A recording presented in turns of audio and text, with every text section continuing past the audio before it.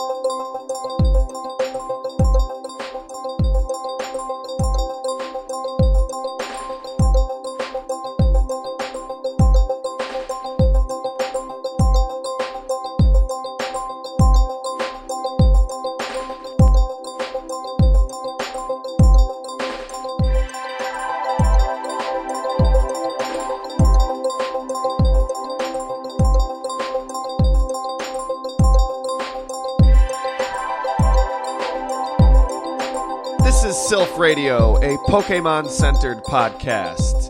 I'm your host, Nathan Kappesser, and as usual, get this out of the way, I don't own Pokemon intellectual property, any of that shit. I just talk about it here on this free podcast.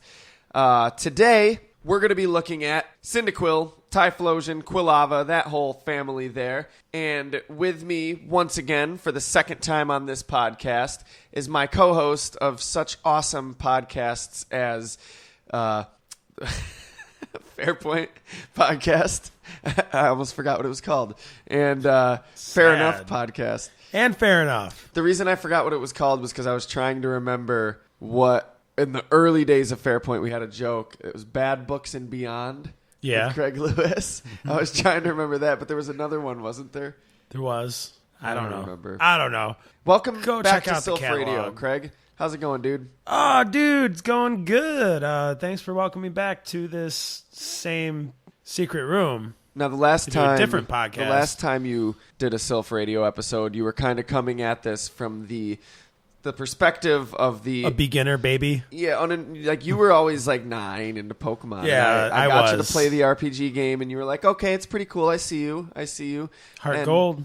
Now it's been a little while. You've played a few more games, correct? I have ran through X and Y and also Alpha Sapphire. Oh wow, Fun game. Nice okay, theories. cool. So you're a lot further along. You wanted to do Cyndaquil and Typhlosion. Is that your favorite Pokemon? Well, it's my first. Okay. It's the one I'm probably the most attached to. That was in Heart Gold. I gave you Heart Gold, right? Yes, that is correct, sir. My little guy Cyndaquil, I named Aegis Fang after the mythological hammer possessed by Wolfgar of a popular R.A. Salvatore book series, Legend of Driss. Okay. We've talked about Driss before on Fairpoint. Yeah, my Typhlosion was named Drake. It's funny how much I regret that nowadays. Started from the bottom, now he Having here. absolutely nothing to do with the rapper. He was my starter in Soul Silver. Getting him from Professor Elm on March 16th, 2010. Oh, you got your date. That's so cute. Hasty-natured. Yeah. That's so cute. But, and I know 2010, Drake was already a big deal, but that's how little I listened to the radio that I didn't really realize it.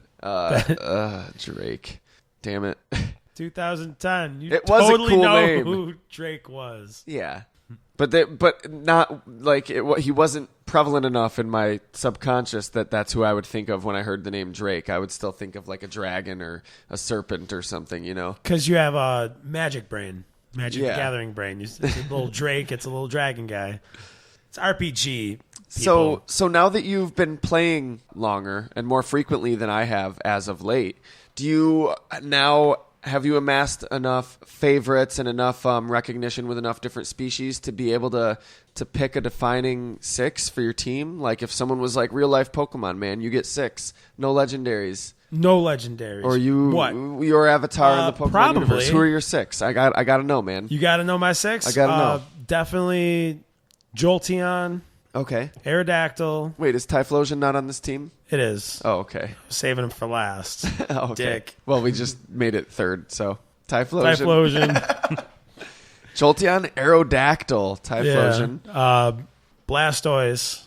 So we got electric, rock and flying, fire, water. You got two more. Little guy that I really got used to and started to get close to. Larry? Larry. I knew it! I knew you were seeing somebody else, Larry. Yeah. You don't drink red wine, Larry. Togetic. For some reason, the evolved every time. The evolved Togepi is, yeah. Every Very time cute. you use Metronome, it worked to a charm with that one. I don't like the third evolution, though. That was a... Well, you have to, like, trade or something. Yeah, like that wasn't added on until, like, Platinum and Diamond and Pearl or something. Well, that's why I said Togetic. And lastly, who's my anchor? Probably not my anchor, but Jesus. Right, it's the sixth one that's always the hardest because then you're like last spot. well, my last spot, I usually have like a switch out, like kind of like a Yeah, me too. people on to switch the in game. and out, just to like I usually use that one. But that's not in what the you're going to game tell the magical genie when he shows up and says, Craig, bam, 6 real life Pokemon. Is it gonna come? Am I gonna get it? I don't know. Because Absol, then Absol. If I could actually get Yeah, a real okay. one, Absol. I would love an Absol. Okay, awesome. Absol is pretty dope. Okay, cool. So where's my Absol? So, okay, to review, your team was Togetic, Typhlosion, Blastoise, Absol, Jolteon, Aerodactyl. and Aerodactyl. Okay. It's a pretty Cool. well-rounded team, And right? Togetic's fairy type now, too. Yeah, it's a pretty well-rounded team, Absol's right? dark. Yeah, that's I'd pretty say sweet. so. Hell yeah.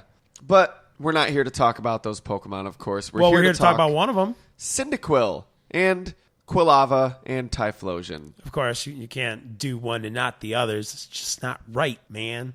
It stays in the family.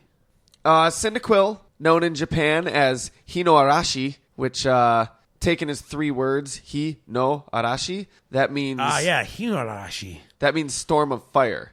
If it's 3 separate words, Hi no Arashi. Or And, Fire Mouse. well, no, mouse is Chew.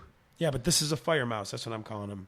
Fire Aardvark? It is a fire mouse, but I'm just talking about it's actually classified as a fire mouse Pokemon. But I mean, Oh, interesting. It's That's Japanese. awesome. Yeah. Its Japanese name Hino Arashi is it could mean 3 separate words, storm of fire, but also the Japanese word for fire is hi, and the Japanese word for porcupine is Yama Arashi. So Hino Arashi and Yama Arashi. There's clearly like a. I love how Pokemon names are sometimes more layered than you even realize, both in English and Japanese. Oh, yeah. So The life yeah. of me did not know there was an actual Pika Mouse. Oh, right. I know. It's so crazy. But at the same time, Pika is the Japanese word for electric. Dude, and when Chew is mouse. I went to the zoo, right? And I saw a fennec fox. And I was like, it's Fennekin! It's Fennekin! So cute. Craig threw his Pokeball keychain at the Fennec Fox, got escorted out of the zoo. It was in an enclosed cage. Slapped so with a fine. I threw the Pokeball at the window, and it bounced off and hit me in the head. And then I still got dragged out of the zoo. captured a random 3-year-old kid that happened to be next to me. Chris Hansen all over my ass now. God damn it. I didn't even want this kid. I'm not ready for that kind of responsibilities. I I'm a toddler. already had a team of 6 on me, so he got transferred to my PC. Next thing I know, the FBI's taking my PC to investigate it. Professor Larry! Oak squealed. Oh, bastard. People who don't listen to Fairpoint have no idea who Larry is, and they're better off. Rest They're in- much better off. Rest in peace, Larry. So yes, National Pokedex number 155, Cyndaquil, classified as a fire mouse Pokemon. Yeah. Type, of course, is fire. Height, 1 foot 8 inches. Weight, 17.4 pounds. With apologies to everyone else in the world. Probably a little bigger than a Chihuahua. Yeah, it's 1 foot 8 inches tall. That's actually a lot taller than I would picture Cyndaquil being. Well, yeah, but you also have a hard time picturing Typhlosion being that much bigger than... Typhlosion's 5 foot tall or something. I picture Typhlosion even bigger than that. Yeah. Maybe like 6 feet tall. Over Ash. But Cyndaquil I picture as being a lot smaller. We all know Pokedex entries are bullshit anyway, so... Right. It is, of course, one of the 3 starter Pokemon offered in Johto by Professor Elm, the other 2 being... So, obviously. there's Cyndaquil, there's Chikorita, and Totodile. Totodile's pretty cool. You know what's funny? I named my Totodile Lawrence. Larry. Oh, yeah? Was that after something? Or No, just looked like Lawrence the fitting name? Crocodile. Okay. Lawrence the Crocodile. He's a good guy.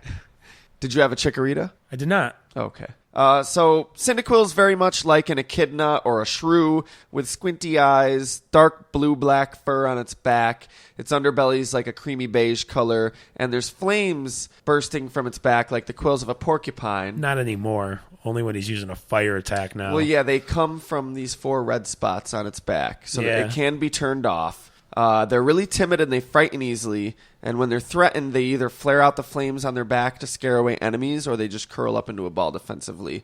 I wonder if they do the same, like maybe do it at the same time. Kind of like a porcupine. They're able to produce more powerful flames more easily when they're angry, but when they're tired, they have trouble, of course. So make sure they get their full 8 hours. Got it. The shinies have like a darker brown color scheme to their fur. Like instead of blue-black fur on their back, it's like brown, and their belly's a little more tan or Would khaki. all your listeners hate me if I said this? All my listeners already hate you. Shinies You are have no bullshit. idea how much I have to screen the Shinies emails are before bullshit. Craig sees it. It's like, Craig Lewis sucks. I'm like, guys, come on. I can't keep up with deleting these to protect his fragile feelings. Wait, what? I was You're in my right. head for a Shinies are little bullshit. That's all I was saying. bit. That's all I was Shinies are saying. bullshit. Shinies are bullshit. Okay, so I don't know how the community feels about them, but it's like, cool, bro, you got a shiny whatever. I'm glad to know you traded for that. I like shinies. I think it's cool. Shinies are so rare. I've never even come across a shiny. I've never caught one. I have 3 or 4 that were given to me. Yeah, exactly. Like, oh, cool, you traded for a shiny. I get it. That's cool. Whatever. It's the same exact fucking thing, just different sprites. They different... did make it easier to find them in the newer version, but still. I listened to the Sylph radio when you're talking about chaining, Yeah. and I got lost still. I can't even. That's too much, I think. That's beyond grinding. So Cyndaquils are, like most starters, incredibly rare in the wild. I think they're mostly just bred in captivity to give away to beginner Pokemon trainers. Yeah, because what better to give to a 10-year-old kid than a mouse that gets scared easily and shoots fire out his back? Their abilities, they can have Blaze, which basically ups their own fire-type moves by 1.5 times. Yeah. If they have less than a third of their HP. They all have Blaze, right? Yes, except the hidden ability is Flash Fire, which makes them immune to fire-type moves and also increases their fire-type moves by 1.5 times power, but it's activated once they're hit by a fire move. They might as well already be immune to fire-type moves, because once, they start to level up, it's like fire-type moves don't do anything against them. And right, seriously, who's going to use a fire-type move against it? A fire-type. A lot of those abilities are kind of useless. Interesting trivia... Cyndaquil, all the way through Typhlosion, has the same exact base stats as Charmander all the way through Charizard. Huh. Interesting, right? Yeah. I mean, in another world, Charizard would be replacing Typhlosion for me. In another world? That's in another world. In multiple universe theory? Yeah, if I had never said, nah, man, fuck Pokemon. It's for kids. Oh, you mean if you started earlier? Yeah, and I played from Gen 1. And then, of course, Cyndaquil evolves to Quilava at level 14. Quilava, or in Japanese, Magmarashi. Or, in English, Fire Weasel. This one's classified as a volcano Pokemon. But, yeah, it's basically a slimmer and bigger Cyndaquil, sort of like a weasel or a ferret. Flames on its... ferret! The flames are on its back haunches and on its head, almost like a mohawk. Its eyes are open... Ears are bigger, more pronounced. It's starting to look like a total badass. He's standing up like a little prairie dog. They still are quadrupedal, but yeah, they can kind of rear up. And the shinies continue with the same color scheme as Cyndaquils. So do Typhlosions, for the record. Let's just put it out there so it can be said already. So Quilava's 2 foot 11 inches, 41.9 pounds. I guess that's about accurate to what I picture. 41 pounds? I don't know about that, but the height. Yeah. Yeah. Its fur is fireproof and can withstand any type of fire attack. And when battling, its defensive or offensive posture usually involves it turning its back to you, like to attack using the flames on its back. Butt. And it also uses that as a form of intimidation. Like it will turn its back and show off its fire to intimidate enemies. I don't know about you, but I would be intimidated. You'd be running my house. Right. It uses the heat as a form of intimidation too. Like it can actually superheat the air that's around it to keep all its enemies at bay. And before any battle, of course, it'll turn around and show off its flames. Quilava evolves to Typhlosion at level 36. A lot of those starter Pokemons tend to evolve at the same levels or similar ones. Yeah, it keeps it fair, you know. Yeah.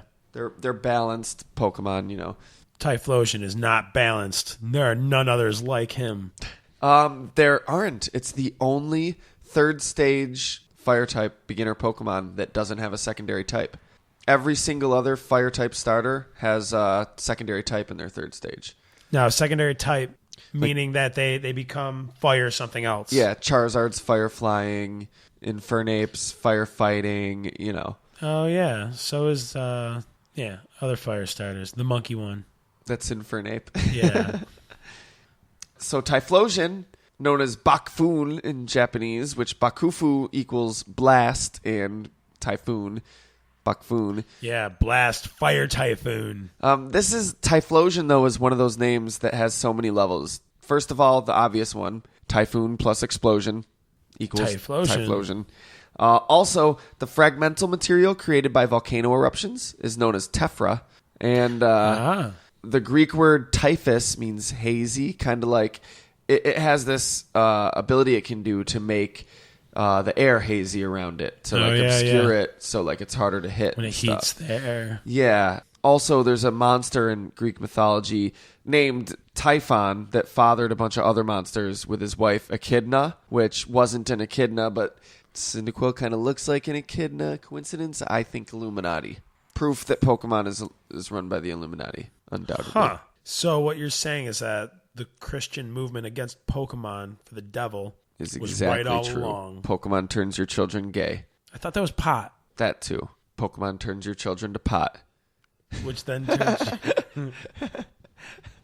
So Typhlosion is also classified as volcano Pokemon. The only other Pokemon besides Typhlosion and Quilava that's classified that way is Entei, the legendary dog. So yeah, I know that dude.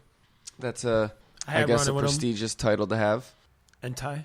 I don't know anybody who I'm like, hey, what do you do? What's your job title? And they're like, I'm a volcano Pokemon. What do you do? Oh, I work retail, but I really like it. I like retail.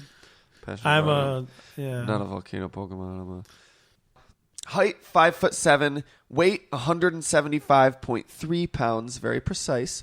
0.3. 0.3. Got it in there. Looks like a bigger, more badass Quilava, of course, but it's more like a badger or a wolverine than a weasel or a ferret. Yeah, a little bigger than a weasel. And the fire is mostly coming out of its like back and its shoulders, like its neck and its shoulders. And shoulder pads. Shoulder pads are fire. Supposedly when it's angry, it becomes so hot that anything it touches goes up in flames instantly. And in this state, it can create huge explosions just from the friction of rubbing its fur together. That's huge explosions. But I know that's explosions right there. You can like shoot these explosions, like pew pew. Explosion. I don't know if it can shoot the explosions. That would be pretty epic. When it just goes up to the thing, hugs it, and then explodes. I don't know, man. It's like a crash test dummy. And as we mentioned, it can like it makes the air around it shimmer to show that it's ready to fight, and it can of course obscure itself in this heat haze and can use that to its advantage. What's kind of funny is how it has a catch rate, considering how like you don't really run into them in the wild. No, but if you did, there has to be a programmed catch rate for it. Could you possibly? Is that? No, I don't think there's any legit way to. So, catch rate, well, we got to make them blend in with the others. What really sucks is they're like 90% male and 10% female. Like, Jesus, no wonder there's not many of them in the wild, and they're bred in captivity. Like, Right? Jesus Christ. Maybe that's why. Maybe that's why you don't find the starter Pokemon in the wild, because they would have just went extinct. And that's why you always end up with a male. They just have male children, no female children. Those poor females. Well, they keep the females for breeding because there's so few Oh, of them. those poor females. This is getting into Mad Max Fury Road all over again. The eggs are mine. Valhalla! And that's really all there is. There's not as much to say about Typhlosion. I guess we could have got into some strategy and everything. I got an but easy one, I basically. don't feel like it. Gave me a pass. So yeah, I mean, I guess this was kind of a relatively short episode of Sylph Radio, but it's free. Typhlosion's BA. That's all you need to know. Yeah. I mean, we could Forget have just about left it at that. Why don't you go read a book or something? We could have just left it today. This Sylph Radio, Pokemon Center podcast, talking about Typhlosion. Forget about it. Don't forget you ever asked. Whoa. The end. The Mister end. over there with that shirt and those pants you're wearing. Oh, Craig Lewis with his busted ass sneakers. It's not my fault I can't get the shoelaces to stick. Craig's got the Velcro straps. They light up, too. And they got the little wheels in the heel. No, never that. That's where I draw the line. Every time I see a little kid going around my restaurant with those wheels on, I want to be like, parent, please stop your child. It's for the good of everybody. For the good of humanity. Hey, for the good of humanity, mainly for the good of us. Play Pokemon. For the good of everyone, play Pokemon. Mainly for the good of Nintendo and Game Freak. Don't get started as late as I did, because then you'll just be a weirdo. Go like our Facebook. Sylph Radio Podcast on Facebook. Nobody likes it. It's like the kid in class that eats worms. And well, it's because what we need to do is we need to start a like war with somebody else, but they have to be new, so we can have a head start. Oh, okay. The opposite of our approach with blurry photos on Fairpoint. Go listen to Fairpoint, our other podcast. There's way more episodes. It comes out weekly. We're on hiatus right now, but we'll be back on real soon and back on that weekly schedule. Just because that 100 though is going to be. But you got 97 something. episodes to catch up with if you don't already listen. So go over there, and please holler at us. Get at us on Facebook or at email or on Twitter at FairpointPod, wherever. Just let us know what kind of Sylph Radio episodes you want to hear, what kind of Fairpoint episodes you want to hear, whatever. Just get at us. Remember, there are things to check out on YouTube that are worth your time. Yeah, like Easy Waiter, Vsauce, JonTron. Mm-hmm. Yeah. Fairpoint Podcast. Yeah. I almost forgot about that one. CinemaSins. CinemaSins. Yeah. Cinemassacre. Right. Spoony one. Yeah. So I went old school with that one. Wrestle, still watch it. Just in case you're listening, Spoony. And yeah, we I don't know if we mentioned this, but there's a new series. You know, there's our regular series, Fairpoint, but we've got a second side series now, Fair Enough, and go check that out, because as we mentioned, Fairpoint's on hiatus as we work on our 100th episode, but we're making all sorts of Fair Enough episodes, which is basically just our excuse to do whatever with whoever. And yeah, we've got a Jurassic World review episode, we've got a Mad Max review episode, an Inside Out review episode coming soon, Dwarf History with Jeremy, who's been on a few episodes of Sylph Radio. I have some to of say, the best. Jeremy, thank you Jeremy. Pickle the dwarf, so awesome, such an awesome character. Listen, hands down. And I know you like Thibbledorf Puent too. Don't deny it. If you enjoyed the Shroomish Breloom episode, you get to hear Jeremy talk more about mushrooms and also about dwarves. Jeremy's also on the Lavender Town episode. So either of those episodes, great fucking co-host. Go subscribe to Fair Enough. We're going to have all sorts of new shit coming out on that all the fucking time. And yeah, thank you for listening. From the Secret Room, I'm Nathan K. And I'm Craig Lewis. Talk to you next time.